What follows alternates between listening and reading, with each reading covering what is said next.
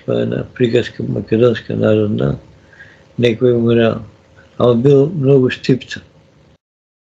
Тега скрътав. И дошъл архангелът по него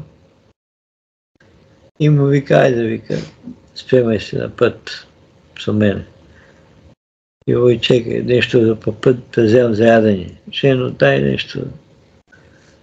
И они некои лепчиња му дала да яде по път. И он иде со лепчињето по път и да захапа едно лепче.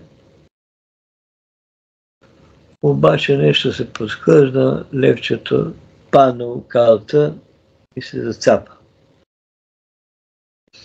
И у тоа време минава еден просек.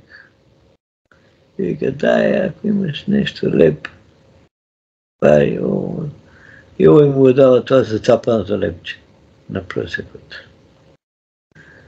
Не кажеш, него нека нема да го едам. И пристига у рајот.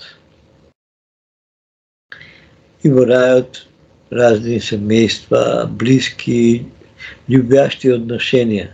Седнати на едни маси, си подават храна, во едни красиви предели, едни красиви местности, такива, рајски. И многу љубов и хармонија помеѓу хората. Точно Божјото присуствие. Пошто Божјото присуствие е љубов и хармонија помеѓу хората. Кој има љубов и хармонија помеѓу хората, Божјото присуствие е тук. Отишол у рајот и сички јадат, се хранат едни други, многу храна, масите, ово, она. Гледа, нема, неговата маса ја нема.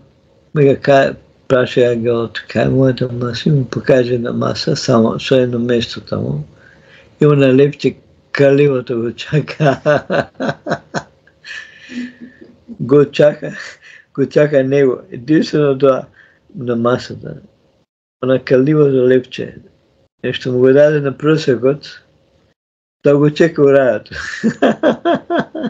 Иска да каже нешто на историјата. Она кое го даваме на другите и она кое си го даваме на себе си.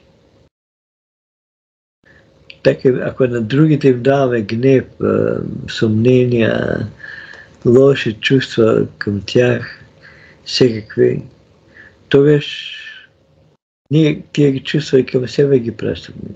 Ние ги жаваме към себе си. Не знам дали разбирате това. Само не сме съзнателни.